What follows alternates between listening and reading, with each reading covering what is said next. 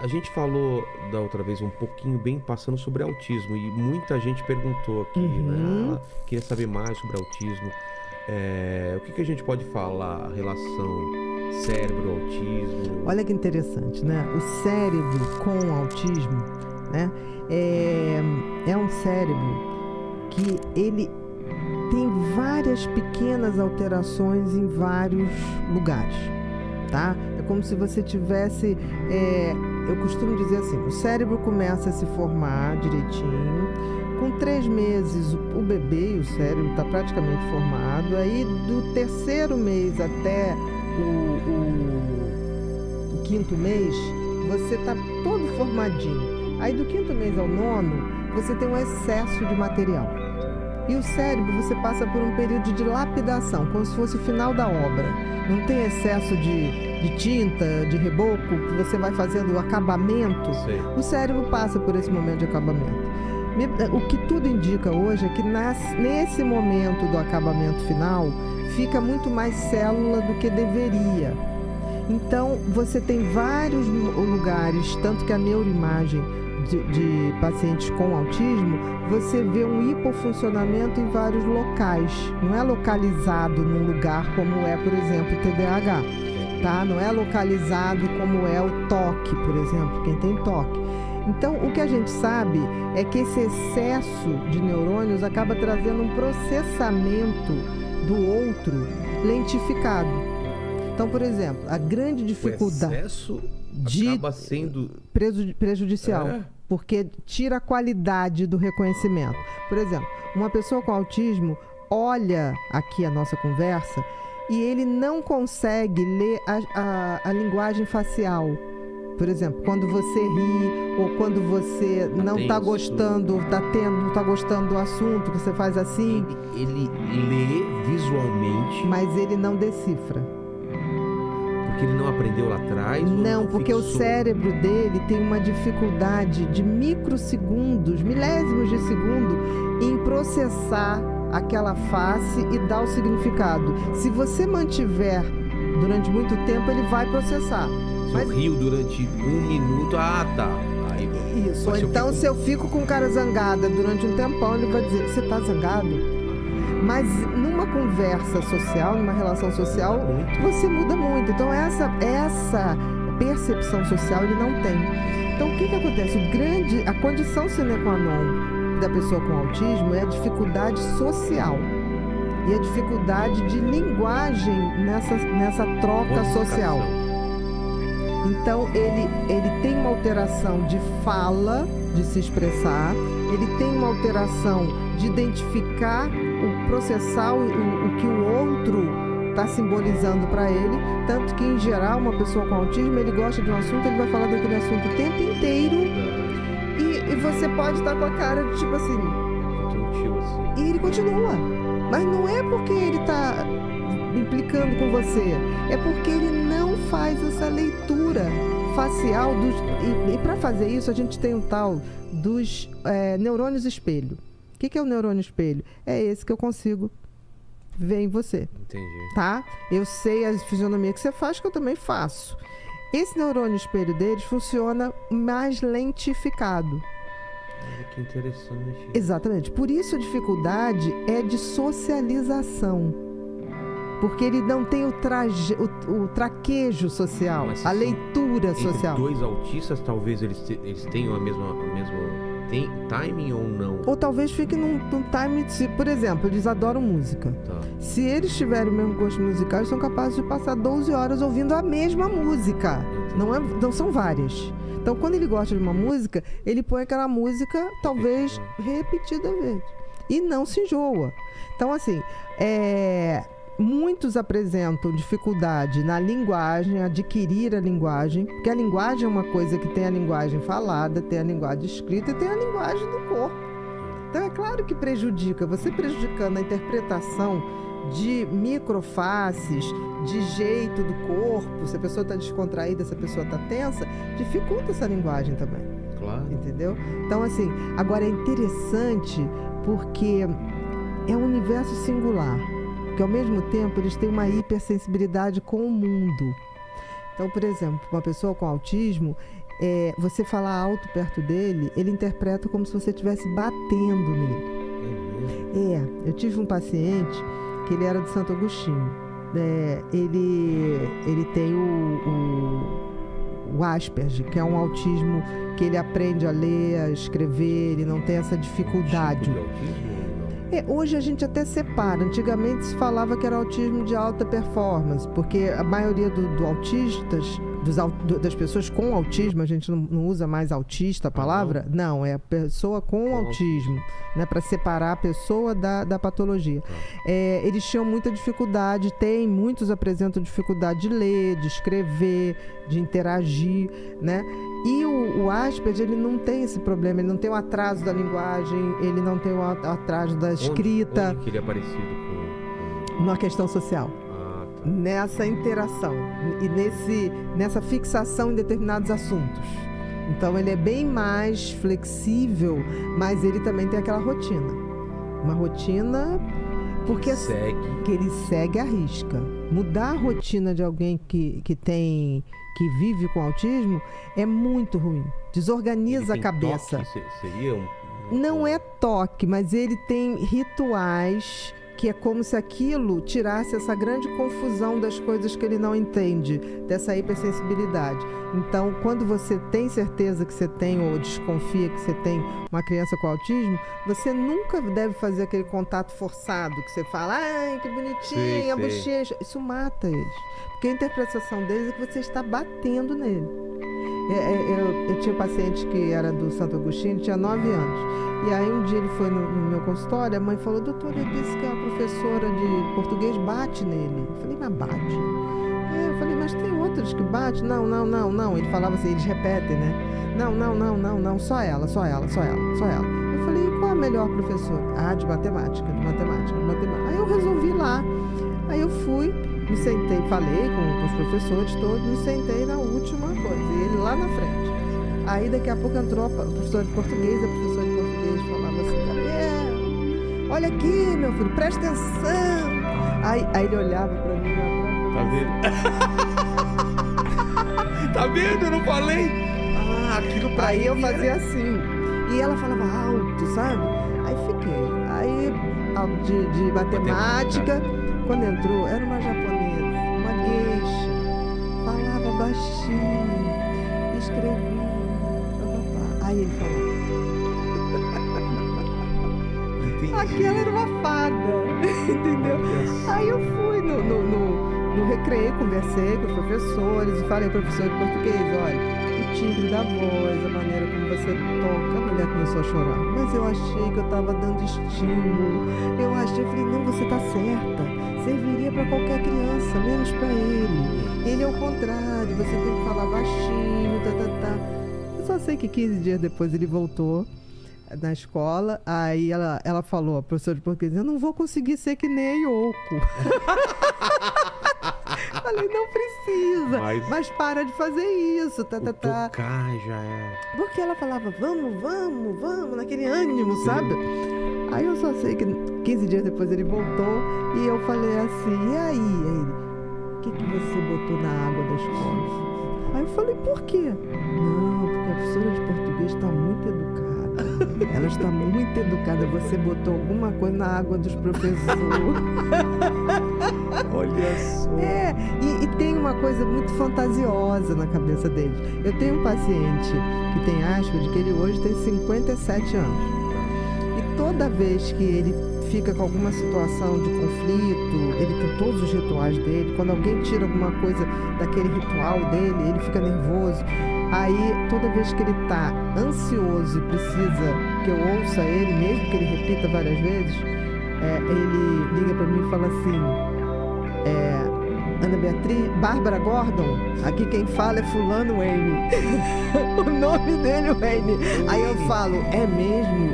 Ele, Bárbara Gordon. Eu falei, o que está acontecendo, Wayne? Aí ele fala, está acontecendo isso, não estou gostando daquilo, Eu falei, não, vamos resolver isso. Não tem como resolver assim. Ficou tranquilo? Fiquei, agora só falta botar isso em ação.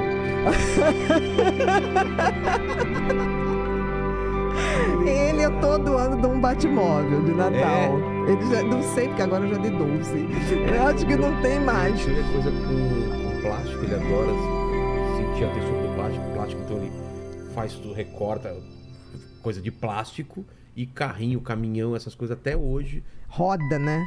Essas coisas, por exemplo, antigamente quando tinha ferrorama, eles adoravam. Por quê? Porque a mente deles é tão hipersensível a sons, a toques, o mundo, para quem tem autismo, é over, sabe? É over demais, porque como ele tem muito mais neurônios, ele percebe tudo demais, então é como se ficasse tudo amplificado. Por isso que muitos se agridem, batem na parede, é como se tentasse parar aquele excesso de informação que chega tudo ao mesmo tempo, né? Os casos mais graves. Mas eles são muito carinhosos, assim, ao mesmo tempo, quando você vai quebrando a barreira, quando você vai tocando muito suave, chega um dia que ele vai e te abraça.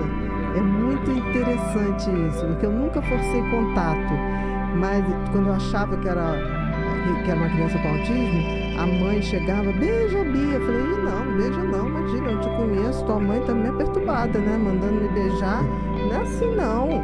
Aí eles ficavam. Aí um belo dia eles vinham assim, ia por trás da cadeira e abraçavam. Eu falava, coisa boa, faz de novo. Aí eu falei, deixa eu tentar fazer em você. Aí eu fazia um leve toque, sabe? Então é um universo singular. E o autista ele consegue ter um relacionamento amoroso, afetivo com outra pessoa? Do jeitinho dele. Por exemplo, as pessoas com autismo clássico, com aquelas limitações, é mais difícil. Agora, o Asperger, ou tem também o tal dos Savan, né? Que é o Savan. Que são, aí sim, são pessoas com autismo, mas com QI muito, muito acima da média. Por exemplo, existe um cara que conseguiu fazer, ele pega um voo de helicóptero, vocês lembram do nome? Ele pega um voo de helicóptero, sobe numa cidade, ele mapeia a cidade inteira. O Google usou ele várias vezes para fazer o Google Map. Por exemplo, a cidade de Nova York, ele consegue subir e ver tudo. Esse é Savan. Savan, e ele, aquilo para ele faz naturalmente, é um assunto inesgotável. É o Rain Man. Não, mas o Rayman, ele tinha uma memória muito de números, né? Da lista telefônica. Não, fazia uma conta, tinha um negócio cheio, sei lá, e falava quantas tinha mais. Exatamente. Porque é como se desviasse para um universo. A mesma maneira que a criança ou a pessoa com autismo tem uma fixação em alguns assuntos, o Savan tem também. Só que tem que aí ele vai para uma coisa fora muito da curva. Para quê? Entendi. E a parte de convívio social? Tem que estar dentro daqueles rituais. Tem que estar dentro dos rituais. Então, por exemplo, já tive muitos pacientes que, por exemplo, teve um menino, João. O João, uma vez, com 14 anos, chegou para mim, tia. Eu falei, fala, João. Tem uma menina na minha escola que quer me beijar. Eu falei, mas como é que você sabe? Os meninos me falaram. Porque ele não tinha percebido. Eu falei, tá, e aí? Não sei beijar. Me ensina. Tá, aí eu peguei aqueles bonequinhos do teatro que você articula. Eu falei, João, é assim, ó. Você se aproxima, aí você toca o seu lábio no lábio da menina. E aí, quando você sentir que ela tá assim, abraça. E aí você vai botar a sua língua levemente na boca dela. Tá. E ele olhando aquilo tudo e... tá. Entendi, entendeu, João? Vou fazer de novo. Aí ele fazia... tá. Entendi. Aí, como é que foi, João? Olha, eu acho que eu me dei bem, porque ela não me jogou pra fora. Ela não me rejeitou, não me afastou. Mas posso te dizer, Bia, videogame é muito melhor, né? Vou dizer que em certas situações, Lene? Às vezes você fala, era melhor ter ficado em casa do que no videogame, né? E teve a primeira vez que ele levantou e teve aquela ejaculação da adolescência, ele me ligou apavorado. Aí ele... Eu fiz xixi na cama. Eu falei assim, mas esse xixi é diferente? Ele, como assim? Eu falei, é mais cremosinho, não sei o quê. Falei, não, meu amor, isso aí foi que você teve uma ejaculação. Ejaculação? Isso acontece, você tá formando os hormônios. Aí fui explicando. Aí falava, mas coisa chata, né? A gente nem espera e a coisa arrebenta assim. Você viu aí, né? Então, assim, o amor pra eles tem um simbolismo diferente. Mas... É ouvir música junto. Por exemplo, tem muito autista, a pessoa com autismo, isso é super importante, que se masturba vendo a sua namorada, a sua coisa, e não necessariamente tem prazer no contato, porque aquela coisa de abraço, beijo, dá um desconforto. E aí uma namorada que não tem esse mesmo funcionamento fala assim, gente, mas ele fica me olhando e se masturba, mas aquilo pra ele é como se fosse... Teve um que me descreveu, mas ela é a minha musa. Entendi. Ela é minha musa. Eu sinto aquilo no meu corpo vendo. Né? Então é um padrão diferente, né? Fala, Nino. O nome do artista que sobrevoou Nova York é Stephen Wiltshire. Então, esse cara é um savant. Ele qualquer lugar que você queira mapear, ele é só levantar voo, deixa ele um tempo, ele fala, pode baixar. Ele vai mapear tudo. Mas dentro do espectro de autismo, que falam até que o Messi, né, como que... O espectro é aquilo que eu falo, é amplo. Tanto que a gente tem o TEA, transtorno do espectro autista. Você tem isso. E na realidade, Vilela, isso tem em qualquer transtorno do comportamento humano. Não é aqui, né? Não. A diferença dos transtornos humanos, da mentalidade, da mente, elas não são qualitativas, são quantitativas. Por exemplo, quem de nós já não ficou hiperfocado numa coisa que alguém chega brincando? Pô, você parece uma pessoa com autismo, né? Tipo assim, fica o dia inteiro nesse negócio, tá? Não é. Tá colocando porque eles fazem isso com muito mais facilidade, né? Música é impressionante, como eles gostam de música, mas as mesmas músicas. Impressionante, eles são capazes... Acontece esse tipo de coisa também ou não tem? Interessante, assim...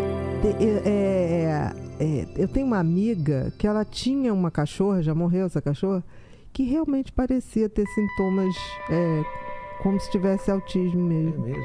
É. Mas já fizeram algum estudo? Alguma coisa? Não. Mas eu me lembro que, por exemplo, ela mora em frente à praia. E quando tinha Réveillon e papapá... Nossa, era um horror. Ela ficava debaixo da cama, apavorada. Os empregados tinham que ficar, cobrir ela de lençol, porque ela ficava desesperada, assim, do som, né? Muito mais do que muito cachorro tem isso. E criança que tem autismo também, às vezes tem... Nossa, isso é terrível. Terrível. Esses excessos de barulho, muito ruim.